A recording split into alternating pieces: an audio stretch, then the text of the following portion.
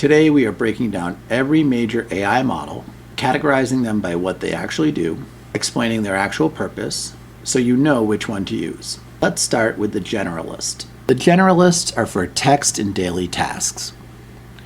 These are the all-arounders. If you need a model to do a little bit of everything, writing, basic coding, analysis, and web searching, you use one of these. GPT 5.2. The purpose of this, the ultimate all-arounder. GPT-2 is the current flagship from OpenAI. Its purpose is to be the best generalist, handling writing, coding, images, and voice all in one seamless interface. It also boasts a massive ecosystem and third-party plugin library. Google ecosystem integration. Gemini's true purpose is deep integration. If you live in Google Docs, Gmail, and Android, Gemini is built right in to summarize your emails or analyze your spreadsheets. The 3.1 Pro version is for heavy reasoning, while 3 Flash is your incredibly fast, cheap model for everyday tasks. It also features a massive 2 million token context window, meaning you can drop an entire novel in it and it will remember everything. Grok's purpose is to be the real-time conversationalist. Because it is integrated directly into X, formerly Twitter, it can pull trending discussions and summarize breaking news faster than other models. It's known for a relaxed conversational tone and a free speech stance. The next category is the specialists. These are for coding and deep reasoning.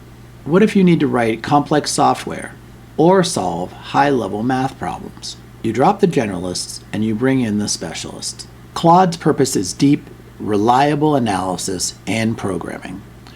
Opus 4.6 acts as a heavy-duty research lab, while Sonnet 4.5 is the reliable engineer. Claude consistently tops real-world coding benchmarks and excels at summarizing massive, complex documents. The O1 model is a separate branch from OpenAI with one purpose: deep reasoning. It actually pauses to think before it answers, making it slower but dramatically better at solving complex math, logic, and multi-step problems.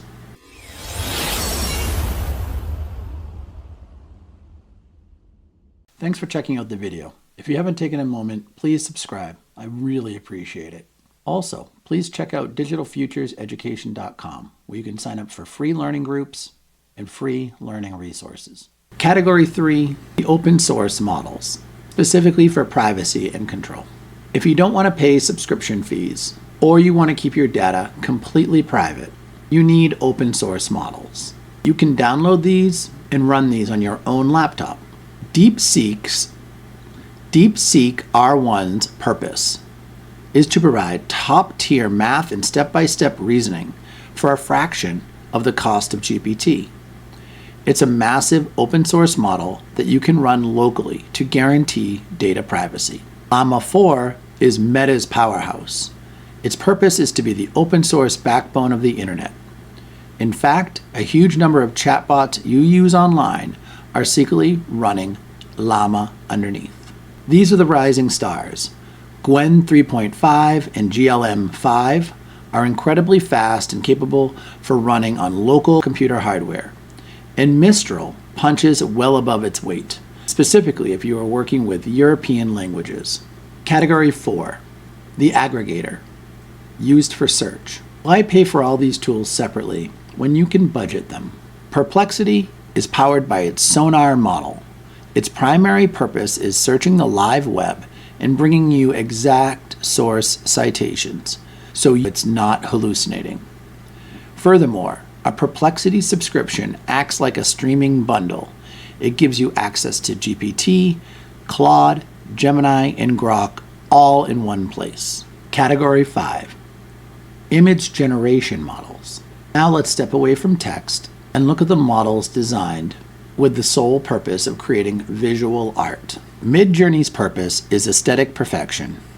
It creates polished, highly cinematic images that look like movie posters. DALL-E 3 is built right into ChatGPT. Its purpose is to be incredibly easy to use, and it is uniquely good at actually spelling words correctly inside of the images it generates. Flux is an open source model whose purpose is accuracy.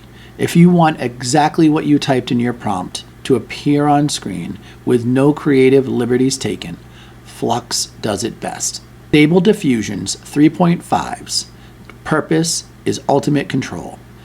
It has a steeper learning curve, but it runs locally and lets you customize exactly how the image is generated. Category 6, video generation models.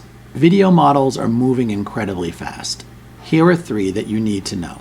Sora 2's purpose is high-end realism. It leads the pack in making sure water flows properly, characters stay consistent, and physics actually make sense. Runway Gen 4.5's purpose is to give you the director's chair. It features the best camera guidance and motion control tools for creators. Kling 2.6's purpose is ultimate speed for social media.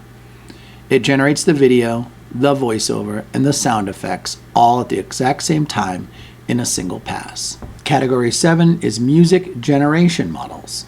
You don't need a studio anymore.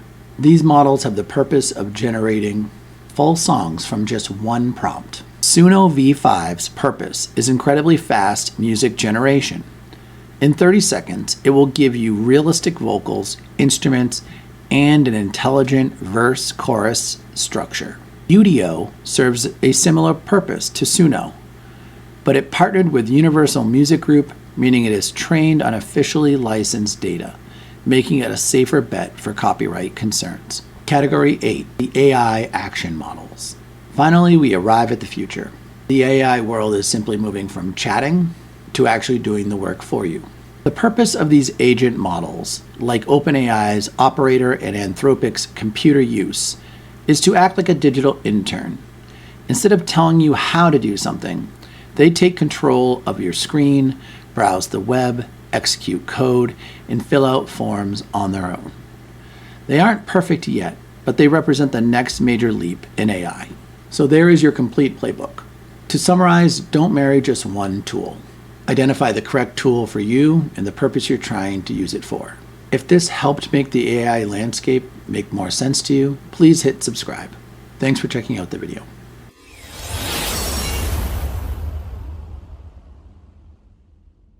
Thanks for checking out the video. If you haven't taken a moment, please subscribe. I really appreciate it. Also, please check out digitalfutureseducation.com, where you can sign up for free learning groups and free learning resources. Also, if you have any questions, don't hesitate to drop them in the comments.